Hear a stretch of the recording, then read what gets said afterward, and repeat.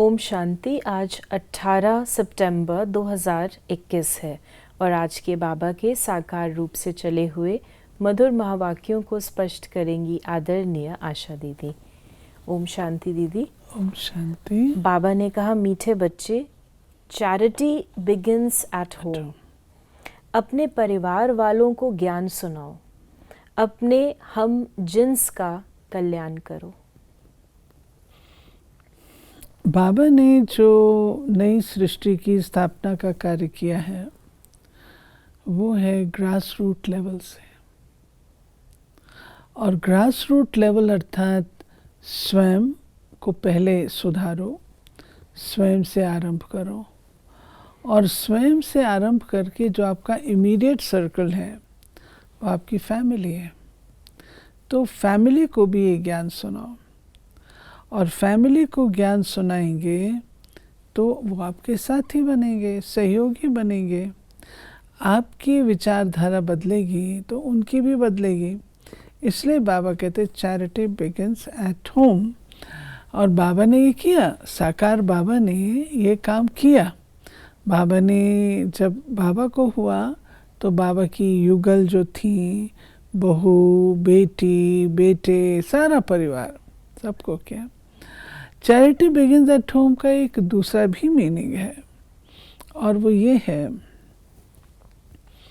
आप जब तक पहले कोई बात की धारणा नहीं करते हैं तो आप दूसरों को बोल नहीं सकते हैं। दूसरों को बोलने की ताकत तब आती है जब आपके अंदर होता है। तब बाबा कहता है चैरिटी बिगिंस एट होम। प्रश्न है, किस श्रीमत का पालन करने वाले बच्चे अपनी अवस्था को एक रस बना सकते हैं? अवस्था को एक रस बनाने के लिए बाप की श्रीमत है, बच्चे रोज़ सवेरे सवेरे उठ बड़े प्यार से बाप को याद करो, अपने को आत्मा समझो और बाबा जो सुनाते हैं उसे सुनो। अगर याद नहीं करेंगे तो फालतू ख्यालात चलेंगे, व्यर्थ संकल्प आएंगे। इसलिए बाबा राय देते हैं, बच्चे रोज़ सवेरे सवेरे उठ अपने आप से प्रतिज्ञा करो कि चलते फिरते, खाते, भोजन बनाते एक बाबा को ही याद करेंगे। बाबा कहते प्रतिज्ञा करो। प्रतिज्ञा एक युक्ति है। कोई भी धारणा को जब हम पक्का करना चाहते हैं तो उसको हम दृढ़ संकल्प तो लेते हैं। मान लीजिए मैंने कुछ दृढ़ संकल्प लिया और बीच में वो टूट जाता है, तो बाबा इसकी युक्ति बताते हैं कि फिर से उसको रिवाइज करो और व्रत लो कि फलां दिन से फलां दिन तक मैं ये करूँगी। और बीच में अगर वो व्रत टूट जाएगा तो दोबारा से फिर से स्टार्ट करो। तो ऐसे आपकी वो धारणा पक्की हो जाएगी। ओम शांति। मीठे मीठे बच्चे जानते हैं कि ये रूहानी बाप है, सभी रूहों का बाप जो सबसे ऊंचे ते ऊंच है। उनको ही शिवाय नमः कहते हैं, फादर भी कहते हैं। वो बाप स्वर्ग का रचयिता है जिसको पतित पावन ज्ञान का सागर कहा जाता है। बाबा ने कहा, जैसे कहीं पर एक गीता पाठशाला में एक कृष्ण का लंबा चित्र 6 फुट का था। अब कृष्ण तो वास्तव में छोटा ही दिखाते हैं, फिर कहते हैं गीता का भगवान था। तो भल गीता कब सुनाई? बचपन में वह जब 6 फुट का हुआ तब सुनाई। राधे कृष्ण की जोड़ी थी, राधे कृष्ण की क्या लगती थी? राधे को भगवती और कृष्ण को भगवान कहते हैं। इन दोनों का क्या संबंध है ये किसको पता नहीं है। हम बच्चे जानते हैं कि ये राधे कृष्ण अपने पूर्व जन्म में तपस्वी थे, ब्रह्मा और सरस्वती। इन्होंने पुरुषार्थ करके ये पद प्राप्त किया। राधे के लिए कहते भी हैं, हे राधे, तुमने ऐसा कौन सा तप किया जो तुम्हें श्री कृष्ण जैसा सखा मिला? तो ज़रूर उन्होंने पूर्व जन्म में किया होगा ना। छोटी सी राधे ने उस समय तो कोई तप नहीं किया। शिव जयंती मनाते हैं तो ज़रूर शरीर में आया होगा। निराकार की जयंती कैसे हो सकती है? आत्मा तो अमर है। जयंती तब मनाई जाती जब मरे और जन्मे। आत्मा की जयंती नहीं होती। आत्मा तो अविनाशी है। ऐसे नहीं कहेंगे आत्मा की जयंती।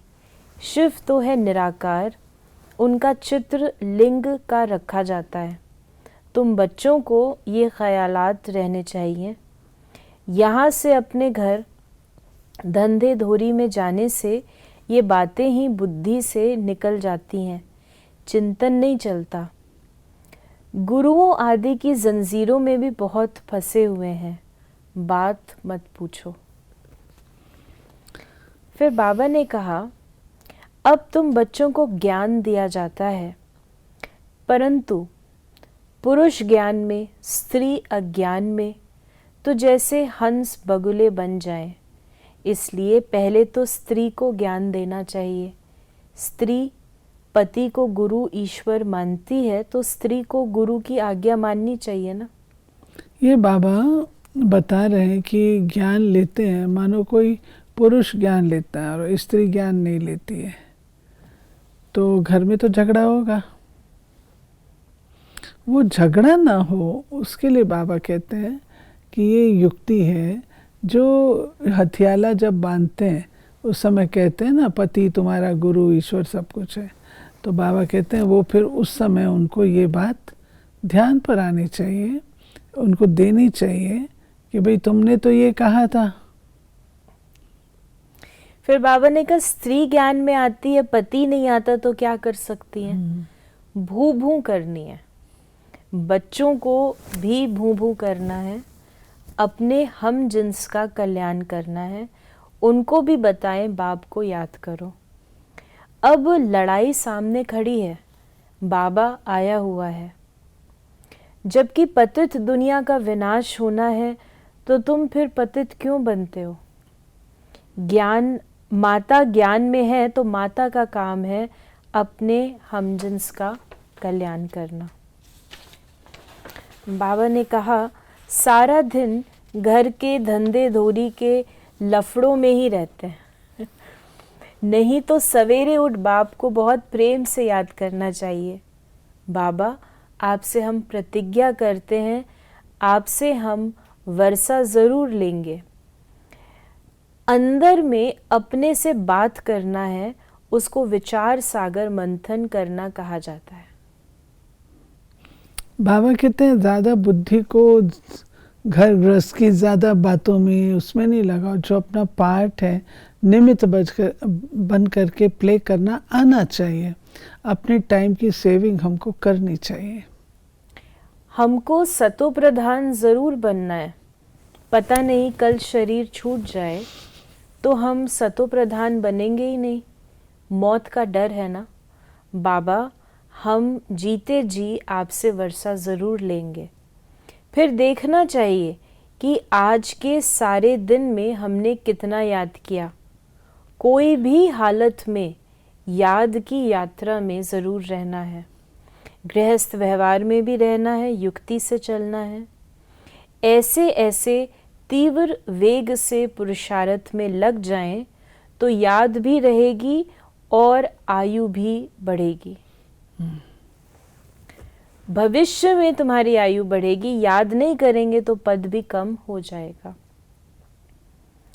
फिर बाबा ने कहा, उन्हों की भी मिशन है, बौद्धियों की मिशन है। और बाबा ने कहा कि ये हमको भी, बाबा ने हमें हमारी भी मिशन बताई। तुम कितना प्रदर्शनी में समझाते हो, भल ओपिनियन भी लिख कर देते हैं, घर में गए खलास। इसके लिए गाया हुआ है, बंदरों के आगे रतन रखो तो वो पत्थर समझ फेंक देंगे। वैल्यू नहीं होती है ना। तो ये भी अविनाशी ज्ञान रतन पत्थर समझ फेंक देते हैं। ये भी कुछ समझते नहीं। हाँ, जो इस धर्म वाले होंगे उन्हों कोई टच होगा। बात बहुत सहज है, बाप स्वर्ग का रचयिता है। बाप भारत में आते भी एक ही बार है। ये बाबा ने बताया कि बच्चे कहाँ पर तुमको दान पात्र को देख के देना चाहिए। जिनको वैल्यू नहीं है वो तो उठा के इसको फेंक देंगे, परंतु जिनको वैल्यू है उनको अच्छी तरह से दो। और जो अपने धर्म वाले होंगे वो ज्ञान सुनते ही आ जाएंगे। बाबा ने कहा, बाप कहते हैं तुम मुझ पतित पावन बाप को बुलाते आए हो। अब मैं आया हूँ तुमको स्वर्ग का मालिक बनाने। तुम कहते भी हो हम इस भ्रष्टाचारी सृष्टि को श्रेष्ठाचारी बना कर ही छोड़ेंगे। अभी तो सब नरकवासी हैं। गीता में बड़ा अच्छा लिखा हुआ है, कहते हैं मैं इन साधुओं का भी उद्धार करने आता हूँ। तो ये उन्हों को भी सुनाना चाहिए ना। परित्रणाय साधुनाम लिखा हुआ है ना गीता में कि मैं सबका उद्धार करने के लिए आता हूँ। बाबा ने कहा पूछना चाहिए कृष्ण व राम को काला क्यों दिखाया है। सतयुग त्रेता में है ही सुंदर, फिर श्याम होते हैं। पहले है गोल्डन एज, सिल्वर एज, फिर कॉपर आयरन एज। इस समय है आयरन एज। गोल्डन एज थी तो कितना मान था। तो युक्ति से जाकर समझाना चाहिए। वो कोई इतना जल्दी अपना हट नहीं छोड़ेंगे। झाड़ की आयु बड़ी होती है तो झाड़ जड़ जड़ीभूत अवस्था को पाता है। आयु तो इस दुनिया की भी है ना, नई दुनिया और पुरानी दुनिया। फिर बाबा ने कहा कि अपनी अवस्था को जमाना है। सवेरे उठकर बाप को याद करना है, अपने को आत्मा समझना है। बाप कहते हैं हे बच्चों, मैं तुमको जो सुनाता हूँ वो सुनो। मुक्ति जीवन मुक्ति के लिए और कोई की बात नहीं सुनो। परम धाम से बाप आए हैं पावन बनाने। ये बाबा कहते हैं कि अभी तक आप बच्चे अनेक लोगों की बातें सुनते आए। शास्त्रों की सुनी, मनुष्यों की सुनी, गुरुओं की सुनी। अब मैं जो सुनाता हूँ वो आप सुनो, तब आपका कल्याण होगा।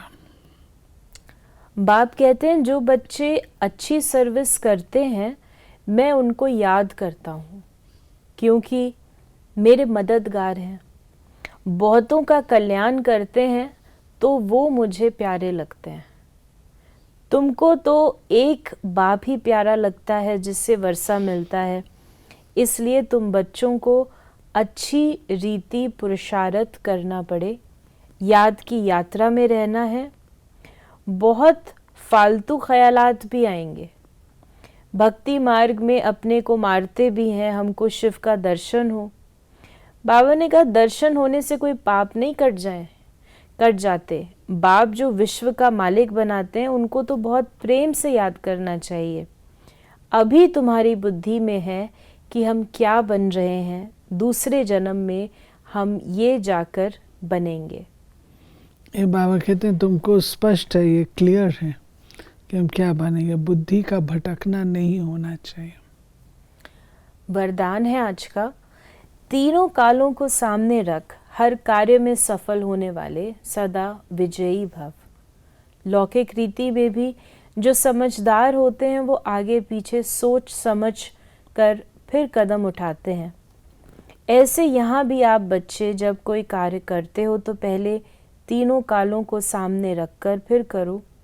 सिर्फ वर्तमान को नहीं देखो, बेहद की समझ धारण करो और विजयपन के निश्चय के आधार पर व त्रिकालदर्शीपन के आधार पर हर कर्म करो व हर बोल बोलो, तब कहेंगे अलौकिक व असाधारण। और आज का स्लोगन है, हद के किनारों को छोड़ एक बाप को सहारा बना लो तो पार हो जाएंगे। किनारे बहुत हैं जो पकड़ के बैठ सकते हैं, उनको छोड़ेंगे तो ही पार हो सकेंगे। किनारा छोड़ेंगे नहीं, पकड़ के रखेंगे तो कैसे पार होंगे। तो ये थे बाबा के आज के महावाक्यों का स्पष्टीकरण। यदि आपके मन में कोई सवाल है तो आप मैसेज करें या व्हाट्सएप करें 8826599309 पर। ओम शांति।